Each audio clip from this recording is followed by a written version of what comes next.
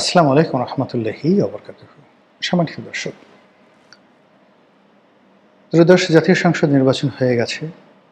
সংসদ অধিবেশন চালু হতে যাচ্ছে ১২ তারিখ থেকে।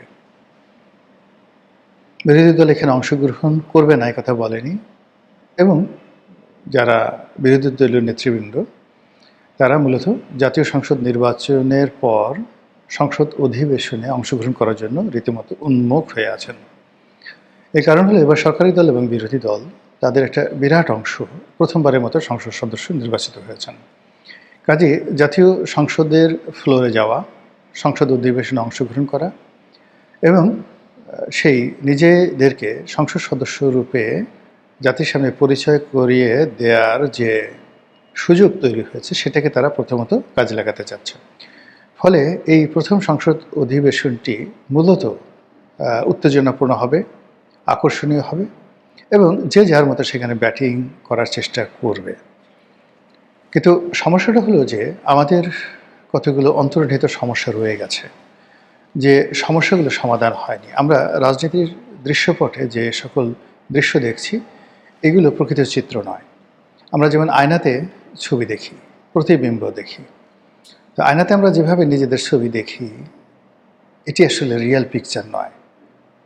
অর্থাৎ আমাদের ছবি আয়নার সামনে প্রতিফলিত হয় উল্টোভাবে, আবার সেটা মুহূর্তের মধ্যে উল্টে গিয়ে আরেকটা নতুন শেপ নেয় এবং প্রতিবার যখন আমরা আয়নার সামনে দাঁড়াই, একই অবস্থা তৈরি হয়। তদ্রূপ আমাদের জনজীবনে, আমাদের জাতীয় জীবনে, আমাদের প্রাকৃতিক জীবনে আমরা যা কিছু দেখি, আসলে সেটা সব কিছু সত্য নয়।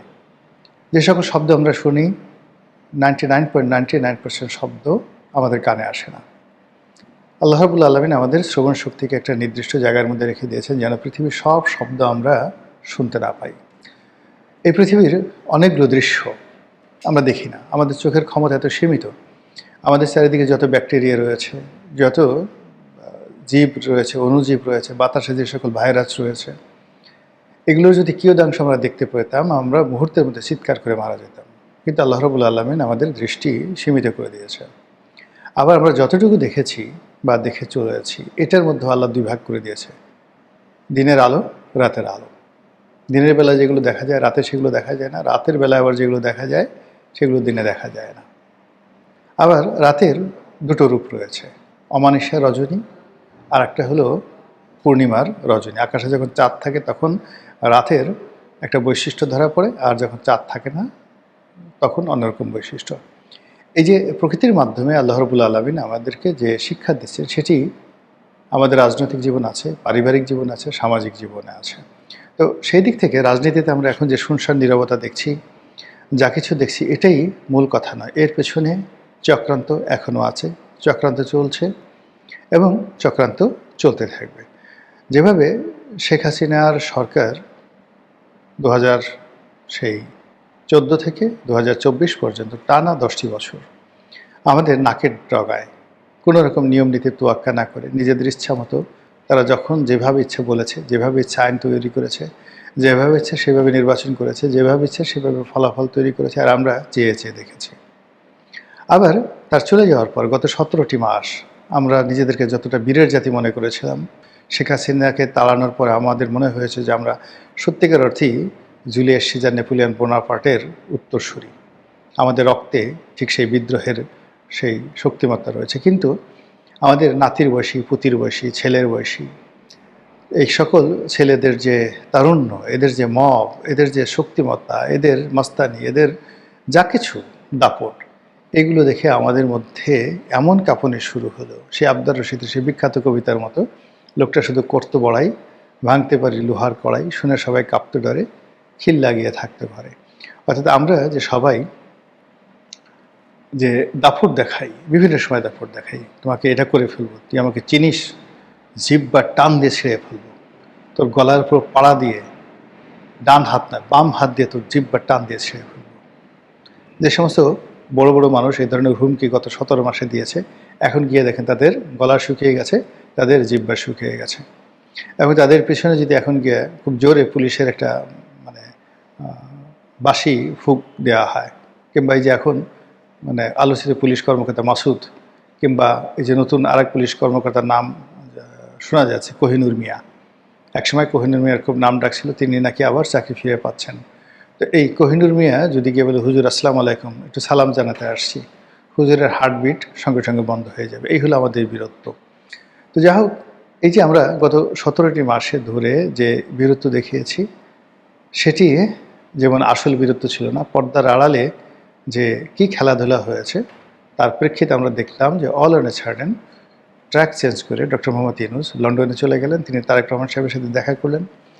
সেখানে এমন নাটক হলো যে খলিলুর রহমানের পদত্যাগ বিএনপি চাইল, সে খলিলুর রহমান এখন বিএনপির পররাষ্ট্রমন্ত্রী।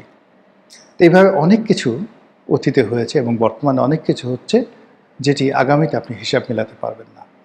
একটা দেশের ভাগ্য নির্ধারিত হয় মূলত সে দেশের অর্থনৈতিক অবস্থার সচ্ছলতার কারণে, ফাইন্যান্সিয়াল ট্রানজ্যাকশনের কারণে এবং ফাইন্যান্সিয়াল স্ট্যাবিলিটির কারণে। আমাদের এই দেশে এখন সবচেয়ে বড় সমস্যা অর্থনৈতিক সমস্যা।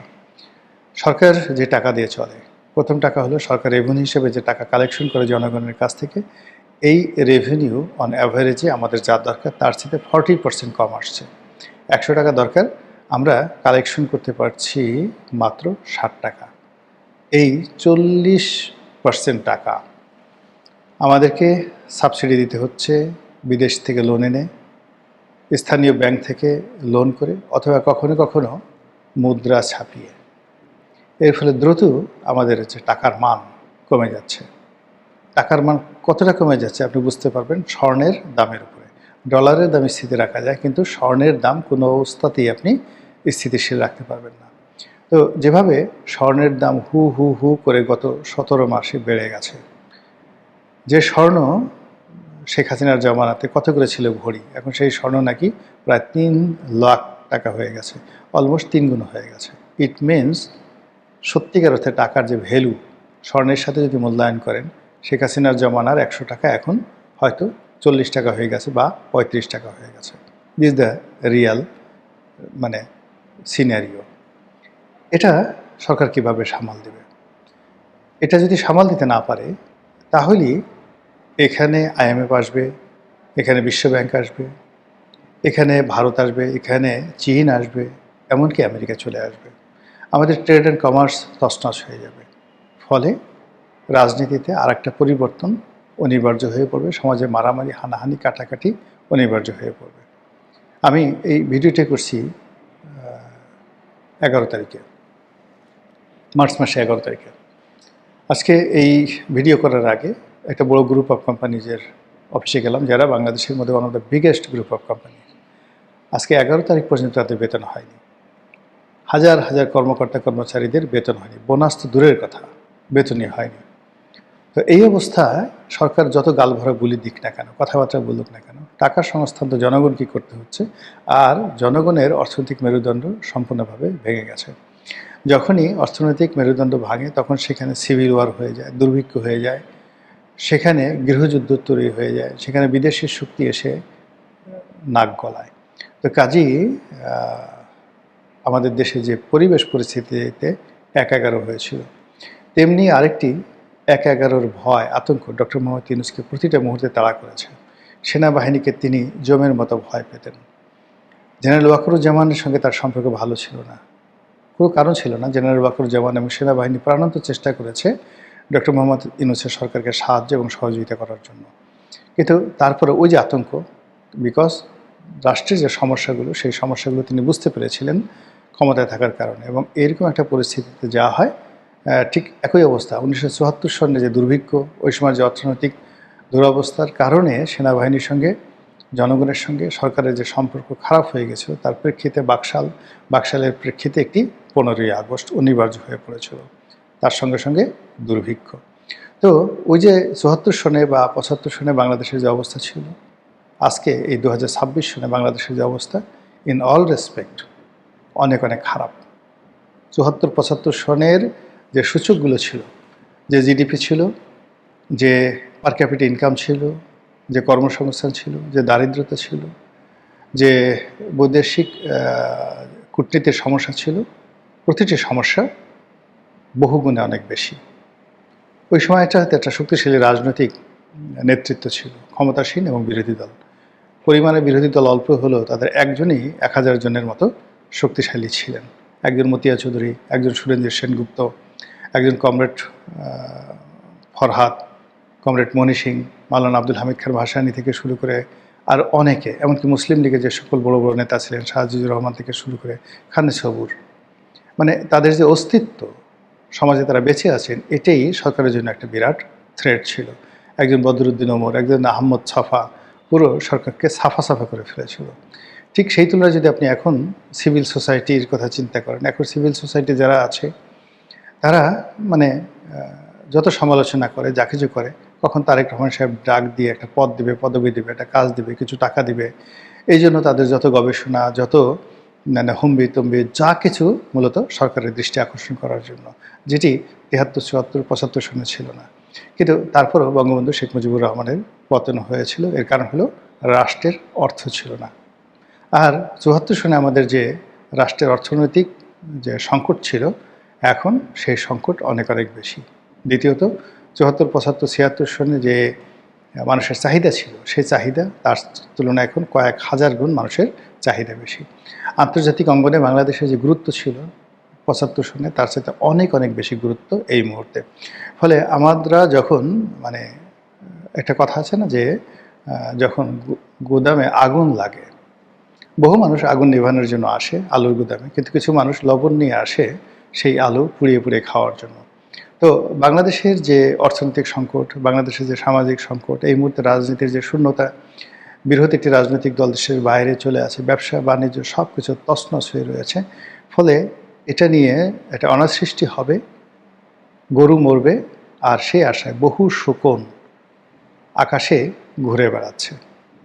একটা মানে আমার কথা নয়, বা এটা আমি কাউকে দেখিনি, কিন্তু এটাই প্রকৃতির বিধান। বহু শকুন আকাশে ঘুরে বেড়াচ্ছে। আর সেই শকুনদের কারণে যদি আরেকটি ১/১১ হয়, আরেকটি অভ্যুত্থান হয়, আরেকটি বিপ্লব হয়, রাজপথ উত্তপ্ত হয়, তাহলে আপনি কি বলবেন? আর এই কাজ করার জন্য বহু লোক দাঁড়িয়ে আছে। শকুন আকাশে যেভাবে দাঁড়িয়ে আছে, জমিনের মধ্যে নানা গুপ্ত সংগঠন, যাদেরকে ইতিমধ্যে আমরা গুপ্ত হিসেবে মোটামুটি সিলসাপড় মেরে দিয়েছি, তারা কিন্তু অতীতের যে কোনো সময়ের চাইতে অধিকতর শক্তিশালী।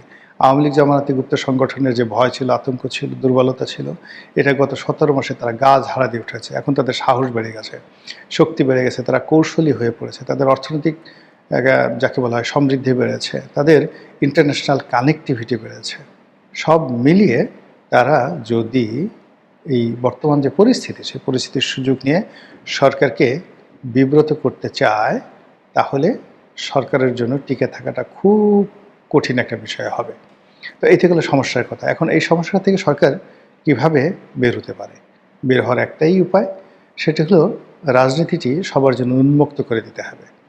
যারা যারা রাজনীতি করতে চায়, ইনক্লুডিং আওয়ামী লীগ, সেই রাজনীতি তারা যদি ওপেন করে দেয়, তাহলে এই যে গুপ্ত শক্তি, সেই গুপ্ত শক্তির যে দাপট, এটা থাকবে না। 2 নম্বর হলো যে সরকারের ব্যয় কমাতে হবে, আয় বাড়াতে হবে। এবং আয় বাড়াতে গিয়ে কোনো অবস্থাতেই ধনিক শ্রেণী এবং মধ্যবিত্ত শ্রেণীকে হিট করা যাবে না। সার্বজনীন ট্যাক্সের মাধ্যমে, বৈদেশিক বাণিজ্যের মাধ্যমে তাদেরকে এই আয় বা ইনকাম জেনারেট করতে হবে। কিন্তু যদি দেখা গেল কর্পোরেট হাউসগুলো কিংবা মধ্যবিত্ত শ্রেণী, তাদেরকে টার্গেট করে কোনো ট্যাক্স বৃদ্ধি করা হয় বা কোনো কিছু করা হয়, তাহলে দেখা যাচ্ছে সরকার যে কদিন কাজ করতে পারবে, সেই কদিনও তারা কাজ করতে পারবে না। একটা দেশের উচ্চবিত্ত এবং মধ্যবিত্ত শ্রেণীর অসন্তুষ্টি কিন্তু একটা সরকারের পতনের জন্য সবচেয়ে গুরুত্বপূর্ণ বিষয় হয়ে দাঁড়ায়। আর আমজনতা করে কি, মধ্যবিত্ত এবং উচ্চবিত্ত শ্রেণী যখন ডাক দেয় বা রাস্তায় নামে, তাদের সঙ্গে এসে তারা কমপ্লাই করে। আমজনতা কখনো কোনো একটা সরকারকে টিকে রাখতে পারে না। কাজেই যতটুকু মধ্যবিত্ত শ্রেণী রয়েছে, যতটুকু আমাদের এলিট শ্রেণী রয়েছে, আমাদের শিল্প কলকারখানা ব্যবসা বাণিজ্য রয়েছে, ইতিমধ্যে অনেকেই সরকারের বিরুদ্ধে চলে গেছে। সরকারের উচিত তাদের সঙ্গে একটি সমঝোতা করা এবং একটি ব্যবসা বান্ধব পরিবেশ সৃষ্টি করা। আর সরকারকে অভিনয় বন্ধ করতে হবে, জনপ্রিয়, খুব দ্রুত জনপ্রিয় হওয়া যায় এই ধরনের কাজকর্ম বাদ দিয়ে যেগুলো দ্বারা কর্মসংস্থান তৈরি হবে, যেগুলোর মাধ্যমে দেশের রাজনীতি এবং অর্থনীতি একটা স্ট্যাবল অবস্থায় আসবে, সেই কাজগুলো তাকে বেশি বেশি করতে হবে। মহান আল্লাহ আমাদের সবাইকে হেদায়েত দান করুন এবং হেফাজত করুন। আসসালামু আলাইকুম ওয়া রাহমাতুল্লাহি ওয়া বারাকাতুহু।